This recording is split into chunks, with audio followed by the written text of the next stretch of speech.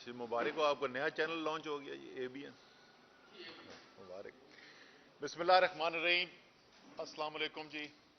آج ہم یہاں پر جمع ہوئے ہیں، جو بنیادی مقصد ہے جس کی وجہ سے آج ہم یہاں پہ جمع ہوئے ہیں وہ تو ایک رجسٹریشن ڈرائیو شروع کی جا رہی ہے تمام ہیلتھ کیئر ورکرز کی، نہ صرف ڈاکٹرز بٹ تمام ہیلتھ کیئر ورکرز کی رجسٹریشن ڈرائیو شروع کی جا رہی ہے انصاف ڈاکٹرز فورم کے لیے۔ تو اس کی شروع میں بات کریں گے، لیکن اس کے بعد جس ماحول کے اندر ہم یہ ڈرائیو شروع کر رہے ہیں اور ہیلتھ کیئر کے پروفیشنلز کو اس قافلے میں جوائن کرنے کے لیے، شامل ہونے کے لیے ہم کہہ رہے ہیں، اس کے اوپر بھی ذرا آج بات کریں گے۔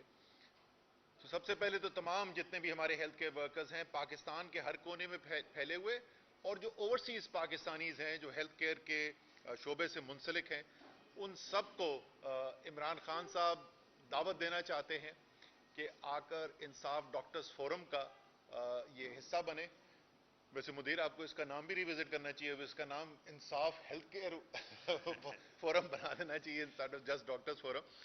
تو انصاف ڈاکٹرز فورم کیا طریقہ کار ہے جی، کس طریقے سے آپ نے بننا ہے؟ بڑا سادہ سا ہے، انصاف ڈاٹ پی کے کی ویب سائٹ ہے، انصاف ڈاٹ پی کے کی ویب سائٹ پہ آپ جائیں گے، وہاں پہ آپ کو انصاف ڈاکٹرز فورم کی رجسٹریشن ڈرائیو کا لنک نظر آئے گا، اس پہ آپ نے اپنے آپ کو رجسٹر کرنا ہے اور آپ IDF کے ممبر بن جائیں گے۔ IDF جو ہے وہ فیصلہ سازی جو ہوتی ہے، حکومتیں ہماری بنی، صوبائی حکومتیں بنی، 2 دفعہ خیبر پختونخوا میں، 1 دفعہ پنجاب میں، یا اب اس کو 2 دفعہ شمار کرنا چاہیے کیونکہ بیچ میں کچھ مہینوں کے لیے حمزہ بھی آئے تھے، اور وفاق کے اندر حکومت بنی، تو تمام جو پالیسی کے فیصلے ہوتے ہیں ان پالیسی کے فیصلوں کے اندر کیونکہ عمران خان کا یقین ہے کہ بہترین پروفیشنلز کی مدد سے پالیسیز بنانی چاہیے، تو اس لیے IDF کی پالیسی ان پٹ شامل ہوتی تھی، اور ان کا براہ راست رابطہ رہا ہے نہ صرف ڈاکٹر فیصل سلطان کے ساتھ جو ہمارے فیڈرل ہیلتھ منسٹر تھے، اور یاسمین راشد، تیمور جگڑا جو پروونشل منسٹر تھے، لیکن ڈائریکٹلی وزیر اعظم عمران خان جو ہے وہ بھی جب اہم پالیسی ڈیسیشنز ہوتے تھے تو اس میں وہ IDF کا نقطہ نظر سنتے تھے۔ تو اس لیے یہ آپ کے پاس ایک بہترین موقع ہے کہ ایسے فورم پہ آنے کا جہاں سے آپ اپنی جو نالج ہے، اپنی قابلیت، سکلز جو آپ نے جو ہنر حاصل کیا ہے، جو تجربہ ہے آپ کا، اس کو استعمال کر کے ملک کی بہتری کے لیے فیصلہ سازی کے اندر اپنی انپٹ پرووائڈ کر سکیں۔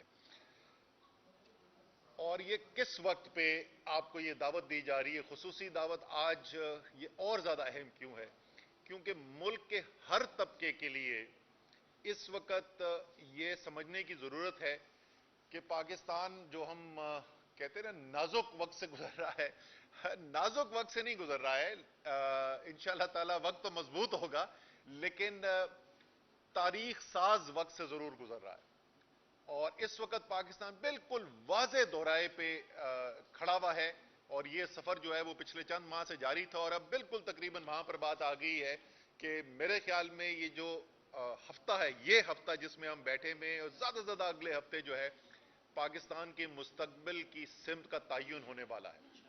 ایک طرف پاکستان کے اوپر کچھ قوتیں، کچھ سیاسی جماعتیں، کچھ خود غرض ٹولہ قابض ہے جو اس وقت اپنی صرف سیاسی نہیں، اپنی صرف مالی اور اپنی چرائی ہوئی دولت کی جنگ نہیں لڑ رہا، بلکہ پاکستان کس قسم کا ہوگا اس کی جنگ لڑ رہا ہے کہ کیا پاکستان اسی طریقے سے چلتا رہے گا کہ جہاں پر بند کمروں کے اندر طاقتور طبقے آپس میں بیٹھ کے ڈیلیں کر کے یہ فیصلہ کریں، اور اکثر غیر ملکی آشیرواد کے ساتھ یہ فیصلہ کریں کہ پاکستان کو کس طرف لے کے جانا ہے، کس جنگ میں پاکستان نے شامل ہو جانا ہے، کس کی حکومت آنی ہے، کس کی رہنی ہے، کس کی نہیں رہنی، یا پاکستان جو ہے یہ 22 کروڑ کا پاکستان بنے گا، یا وہ پاکستان بنے گا جو قائد اعظم نے جس کا سوچا تھا، ایک جمہوری وطن، ایک آئین کی بنیاد کے اوپر کام کرنے والے پاکستان نے بننا ہے۔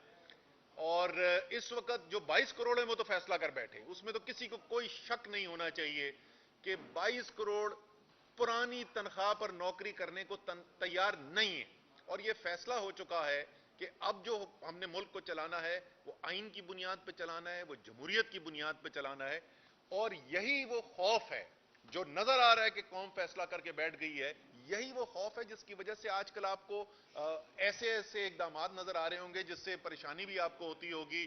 کبھی فواد چودھری کو اٹھا لیا، کبھی شیخ رشید کو اٹھا لیا، کبھی پرویز الہی کے گھر پہ دھاوا بولا جا رہا ہے، شندانہ گلزار کے اوپر ایف آئی آریں کاٹی جا رہی ہیں. ایک ہیجان کی کیفیت نظر آتی ہے، اور اس کی وجہ یہ ہے کہ ان کو نظر آ رہا ہے کہ یہ جو پرانا نظام تھا اس کے دن اب ختم ہوتے چلے جا رہے ہیں. وہ ہم بچپن سے پڑھا کرتے تھے، دیواروں کے اوپر لکھتے تھے کہ گرتی ہوئی دیواروں کو ایک دھکا اور دو.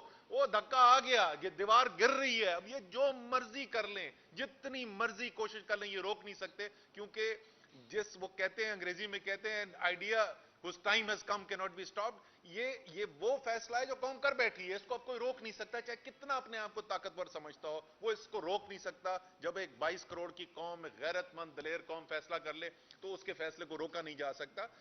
وہاں پر پاکستان کھڑا ہے. ہر طبقے کو اس جدوجہد کے اندر شامل ہونے کی ضرورت ہے. یہ جنگ کسی سیاسی پارٹی کی نہیں ہے، کسی سیاسی لیڈر کی نہیں ہے، کسی ایک شخص کی نہیں ہے، یہ کوئی ذاتی مفاد کے لیے نہیں ہے، یہ قوم کی جنگ ہے. یہ آپ کی، میری، جو میری عمر کے لوگ ہیں ان کے بچوں کی جنگ ہے.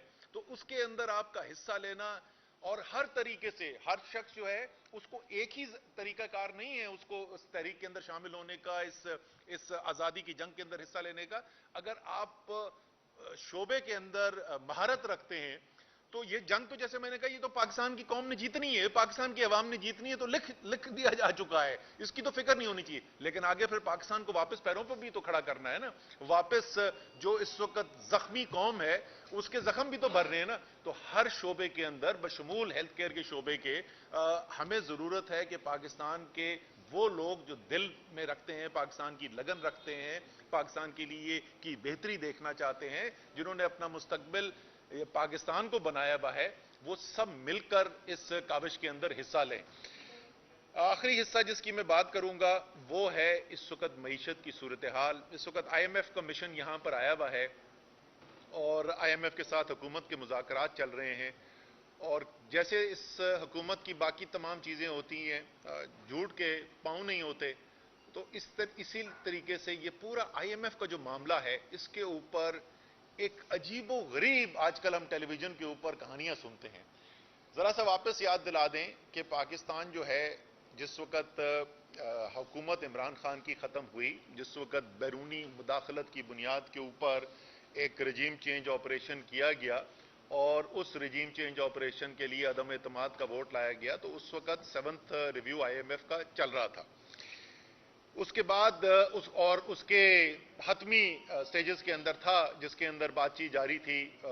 عمران خان کا یہ کی خواہش تھی کہ پاکستان کے عوام کو عالمی منڈی کے اندر تیل کی قیمتیں بہت زیادہ بڑھ گئی تھیں، اس کے اثر سے بچایا جا سکے جب تک کہ وہ قیمتیں واپس نیچے نہیں آ جاتی. اور تمام ایکسپرٹس یہ کہہ رہے تھے، ماہرین کہہ رہے تھے کہ چند ماہ کے اندر قیمتیں نیچے آ جائیں گی. اور جیسا کہ ہوا، جو تیل $120 پہ پہنچا ہوا تھا وہ $80 تک واپس آیا. اس وقت $40 اس کے اندر کمی ہو چکی ہے. تو انہوں نے کہا کہ اس عرصے کے اندر اپنی عوام پر بوجھ ڈالنے کے بجائے ہم اور کچھ اخراجات میں کمی کرتے ہیں اور اس پیسے سے سبسڈی دیتے ہیں. یہ واحد چیز تھی جس کے اوپر آئی ایم ایف کے ساتھ بات چیت چل رہی تھی. ان کی حکومت آئی. حکومت آنے کے بعد ایک دن یہ کہتے تھے کہ ہم جو کرنے جا رہے ہیں ہم کیا کریں، ہمارے تو ہاتھ بندھے میں، یہ عمران خان کا معاہدہ تھا. پھر اگلے دن وہ کہتے تھے انہوں نے آئی ایم ایف کے معاہدے جو ہے اس کی خلاف ورزی کی، اس لیے آئی ایم ایف کے ساتھ معاہدہ نہیں تھا. پہلے تو یہ کچھ 6 ہفتے 8 ہفتے یہی تماشا چلتا رہا، روز ان کا بیان بدلتا رہا. آخر کار ستمبر کے مہینے میں آ کر ان کا معاہدہ آئی ایم ایف کے ساتھ ہو گیا. اور ستمبر کے مہینے کا مطلب کہ عمران خان کی حکومت ختم ہوئے 5 ماہ گزر چکے تھے. تو ظاہر ہے یہ اس حکومت کا سائن کیا ہوا، ان کے دستخط شدہ معاہدہ ہوا. اس کے اوپر پہلے پیسے بھی ریلیز ہو گئے، پاکستان کو پیسے ملے. اس کے بعد کیونکہ اسحاق ڈار جو ہیں وہ چاہتے تھے، ان کی شدید خواہش تھی کہ مفتاح اسماعیل کو ان کی کرسی سے ہٹایا جائے، تو انہوں نے کہا کہ یہ تو تباہ ہو گئے اور برباد ہو گئے. مفتاح نے پاکستان کی معیشت کو تباہ برباد کر دیا اور یہ آئی ایم ایف کے سامنے لیٹ گیا اور میں بہت ببر شیر ہوں اور میں آ کے جو ہے نا وہ سب سنبھال لوں گا اور آئی ایم ایف کو میں دیکھ لوں گا. یہ ان کے الفاظ تھے، دیکھ لوں گا، میں اپنی زبان میں بات کروں گا. تو وہ آگے انہوں نے اپنی زبان میں جو بات کرنی شروع کی، وہ معاہدہ جو ہے وہ پھر رک گیا. اب زر مبادلہ کے ذخائر گرتے چلے جا رہے ہیں. مہنگائی پاکستان کی تاریخ کی بدترین مہنگائی سے ہم گزر رہے ہیں. हजारों कारोबार बंद हो चुके हैं, लाखों लोग बेरोजगार हो चुके हैं। ये आपस की इनकी लड़ाई खत्म नहीं होती, और जब बिल्कुल हाथ से इनके मामलात निकल गए हैं तो अब इन्होंने फिर कहना शुरू कर दिया कि वो इमरान खान का मुआहदा था। ओ भाई, इमरान खान का मुआहदा था तो ये आप मुज़ाकरात कर किससे रहे हैं? ये आईएमएफ की टीम यहां पे क्यों आई हुई है? वो यहां पे उनको किसी ने बताया था कि इस्लामाबाद का मौसम बहुत अच्छा है, जो वाकई में है बहुत अच्छा, लेकिन मेरे ख्याल में इस्लामाबाद का अच्छा मौसम एंजॉय करने के लिए नहीं आए हुए। आईएमएफ की टीम यहां पे आई हुई है हुकूमत के साथ मुआहदे की नेगोशिएशंस करने के लिए। तो अगर मुआहदा पुराना इमरान खान का, तो नेगोशिएशन हो किस बात पे रही है? तो खुदा का वास्ता झूठ बोलना छोड़ दें। ये आपको भी पता है, सारी कौम को पता है, आपके बस की बात नहीं है इस मुल्क को इस मुश्किल वक्त से निकालना। इस मुश्किल वक्त में डाला आपने है, और जिसने डाला वो मुश्किल वक्त के अंदर, तो उसने क्या मुश्किल वक्त से निकालना है। तो इसलिए आप इससे अब तक जितना अवाम के ऊपर जुल्म कर चुके हैं और अपनी सियासत तबाह बर्बाद कर चुके हैं, खुदा का वास्ता अब ये जो बातें आपने टेलीविजन पे शुरू की हैं, खुल्लम खुल्ला आइन तोड़ने की धमकियां जो आप दे रहे हैं कि 90 दिन के अंदर इंतखाबात नहीं कराएंगे, अब अपने आप को आर्टिकल 6 की जद में लाकर अपने लिए और मुसीबतें न खड़ी करें। मुझे यकीन है पाकिस्तान की अदलिया आइन की दिफा करेगी, और लाहौर हाई कोर्ट और पेशावर हाई कोर्ट के अंदर केसेस हैं, मुझे यकीन है कि उनका फैसला एक फैसला चल सकता है। लाहौर हाई कोर्ट में तो ऑर्डर्स के अंदर बिल्कुल वाजे लिख दिया, हर सूरत में इलेक्शन 90 दिन के अंदर अंदर होना है। तो इलेक्शन की तैयारी करें। हमें पता है कि आपको मार इस दफा इंशाअल्लाह ताला पाकिस्तान की कौम से बेतहाशा पड़नी है, जो आपने मुल्क के साथ किया है, लेकिन उसके बावजूद आपके पास और कोई रास्ता नहीं है। तो इसलिए आइन तोड़ने की बातें छोड़ दें और इलेक्शन की तैयारी करें, मैदान के अंदर आए। तो बहुत बहुत शुक्रिया सर। इलेक्शन ना होने की वजह से माशी सूरत हाल खराब है। ये ऐसा नहीं है कि माशी सूरत हाल जो है वो खुद ब खुद खराब हो गई। दो मुख्तलिफ किस्म के वजूहात होती हैं जिनकी वजह से माशी सूरत हाल खराब हो सकती है। या तो कुदरती आफात आती हैं, या कोई बैरूनी ऐसी सूरत हाल पैदा हो जाती है जिसके अंदर एक अच्छी भली चलती हुई मईशत जो है वो खराबी का शिकार हो जाती है। यहां पर आपकी मईशत जो है वो 6% से उसमें इजाफा हो रहा था, आपकी सनतों के अंदर 12% का इजाफा हो रहा था, आपकी ज़राअत के अंदर 5 में से 4 फसलों में रिकॉर्ड फसलें हो रही थी, आपकी आईटी की एक्सपोर्ट जो है वो 35% एक साल, 43% एक साल उनमें इजाफा हो रहा था, आपकी तरसीलात ज़र के अंदर तेजी से इजाफा हो रहा था, आपकी बरामदात के अंदर तेजी से इजाफा हो रहा था। खराबी आई जिस वक्त आपने सियासत के अंदर इंतशार पैदा किया, बैरूनी मुदाखलत हुई, रिजीम चेंज ऑपरेशन हुआ। तो जो खराबी सियासत से पैदा हुई है वो सियासी मामला ठीक किए बगैर कभी भी ठीक नहीं हो सकती। आप मजीद खाई में गिरते चले जाएंगे। सो इलेक्शन वाहिद हल है।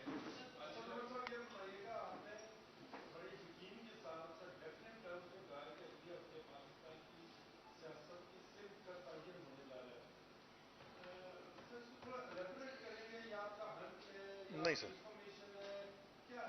ना मेरा हंच है ना मेरी इंफॉर्मेशन है। ये मेरी बड़ी सादा एक पाकिस्तान के आइन की का तालिब इल्म होने की वजह से मैं ये कह रहा हूं, क्योंकि इन्होंने पूरी कोशिश कर ली कि किसी तरीके से अवाम ये फैसला ना कर सकें कि मुल्क को किधर लेकर जाना है। लेकिन जो फैसला किया गया खैबर पख्तूनख्वा पंजाब असेंबलियों को तहलील करने का, पहले इन्होंने कहा कि ये वोट पूरे नहीं कर सकेंगे, वो 186 पूरे हो गए। फिर उन्होंने कहा परवेज इलाही नहीं तहलील करेगा, परवेज इलाही ने तहलील कर दी, असेंबली खैबर पख्तूनख्वा तहलील हो गई। अब वो ये कह रहे हैं कि हम इलेक्शन करवाने नहीं देंगे। ये हमें पता था कि उन्होंने यही करना है। हम अपनी पिटीशन लेके हाई कोर्ट्स में चले गए। लाहौर हाई कोर्ट में 2 दफा हियरिंग हो चुकी है, पेशावर हाई कोर्ट में आज पहली हियरिंग थी, और थर्सडे को जुमेरात के दिन, परसों के दिन लाहौर हाई कोर्ट के अंदर तीसरी हियरिंग होनी है। जैसे जज साहब ने खुद कहा था पिछली दफा, इसमें कोई बड़ा आईनी सवाल मौजूद नहीं है, वाज़े हकायक हैं। तो इंशाअल्लाह ताला ये इस हफ्ते के आखिर तक, वो तो जज साहब फैसला करेंगे किस दिन उन्होंने जजमेंट लिखनी है, लेकिन लगता ऐसे है कि इस हफ्ते के आखिर तक ये फैसला आ जाएगा कि पंजाब इलेक्शन की तरफ जा रहा है। अगले हफ्ते केपी के इलेक्शन की अनाउंसमेंट आ जानी है, और जैसे ही पाकिस्तान इस इलेक्शन की तरफ जाएगा तो पाकिस्तान अब उस रास्ते पे पहले अपने कदम ले लेगा کہ ایک آزاد, حقیقی طور پہ آزاد پاکستان جہاں پہ حاکمیت اللہ کی ہے, لیکن اس اللہ کی حاکمیت کو صرف اور صرف پاکستان کے عوام کے ذریعے پاکستان میں فیصلے کیے جائیں گے, کسی اور کو یہ اختیار نہیں ہوگا.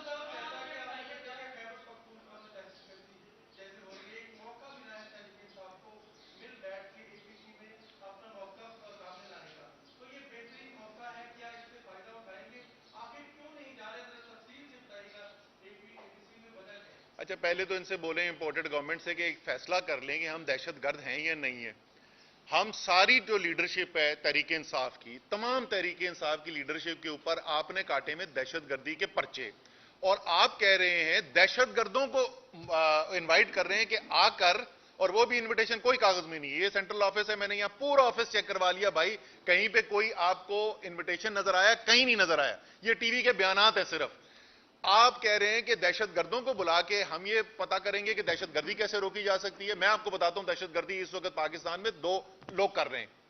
ایک ہے وہ دہشت گرد جو اس وقت خاص طور پہ خیبر پختونخوا کے صوبے کے اندر دہشت گردی کے واقعات کے اندر ملوث ہے, اور دوسرے دہشت گرد وہ ہیں جو آئین قانون کو توڑ کر اعظم سواتی پر ظلم کر رہے ہیں, شہباز گل کے اوپر ظلم کر رہے ہیں, فواد چودھری کے چہرے کے اوپر کپڑے ڈال کے ہتھکڑیاں لگا کے کورٹ میں لے کے آ رہے ہیں, شیخ رشید کو غیر قانونی طور پر اٹھا رہے ہیں.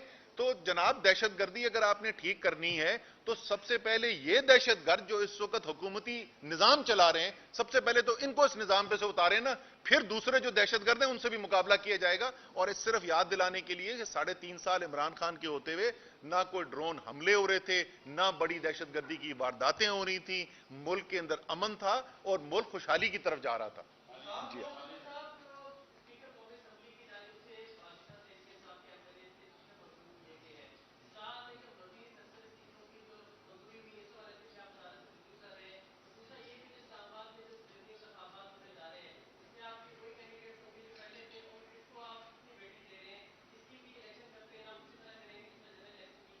اچھا, دوسرے والا جو آپ کا سوال ہے کہ اسلام آباد میں کیا کینڈیڈیٹس وہی ہوں گے, جی وہی 3 کینڈیڈیٹس ہوں گے. ابھی میں 2 بجے جاؤں گا اپنے کاغذات جمع کرانے کے لیے, اور بڑی مشکل سے کسی الیکشن میں آئے. یہ تو ہر الیکشن سے بھاگے ہوئے. اسلام آباد کے لوکل گورنمنٹ کا الیکشن کا آرڈر ہائی کورٹ کا آرڈر ہوا, ووٹر وہاں پہ موجود, تحریک انصاف کا ورکر وہاں پہ موجود, میڈیا وہاں پر موجود, اور یہ ادھر سے بھاگ گئے تھے. تو اب آپ کے ذریعے میری ان سے درخواست صرف یہ ہے کہ یار ہن نہ نس جانا, ٹھیک ہے نا, اب آؤ میدان کے اندر, کم سے کم آ کے مقابلہ تو کرو نا. جہاں تک آپ کے پہلے سوال کا وہ ہے, اس وقت جو ہے جو ہمارے آخری 43 ایم این اے جو ڈی نوٹیفائی کیے گئے تھے ان کے استعفے واپس لے لیے گئے تھے. اور انہوں نے کیوں لیے تھے؟ کیونکہ سپریم کورٹ کے اندر ہماری ہیئرنگ گئی, سپریم کورٹ کے اندر کورٹ نے بھی ہم سے یہ کہا کہ جی آپ دوبارہ ریکنسیڈر کریں کہ آپ کو تو کورٹ کے اندر اسمبلی کے اندر ہونا چاہیے. اس کے بعد مشاورت ہوئی اور چیئرمین عمران خان نے یہ اعلان کیا کہ ہم اسمبلی میں لیڈر آف اپوزیشن کی پوزیشن واپس لینا چاہتے ہیں. اس فیصلے کی بنیاد کے اعلان کر دیا گیا. اس اعلان کو کرنے کے بعد یہ استعفے واپس لیے گئے تھے, اور وہ سپیکر جو کہہ رہا تھا کہ جب تک میں انفرادی طور پر ملنا لوں لوگوں سے قانون کی لوازمات پورے نہیں ہوتے, اسی سپیکر نے بغیر کسی سے ملے ہوئے استعفے منظور کر دیے. تو میرے خیال میں قانونی طور پہ جو سپیکر صاحب نے کیا ہے, جو پہلے کیا تھا استعفے نامنظور کر کے, وہ بھی قانون کی خلاف ورزی تھی, اور جو اب کیا ہے وہ بھی قانون کی خلاف ورزی ہے, کیونکہ ان کا کوئی کام قانون کی بنیاد پہ ہوتا ہی نہیں. ان کے سارے فیصلے جو ہیں اپنی ذاتی سیاست کی بنیاد پہ ہوتے ہیں. بہت شکریہ.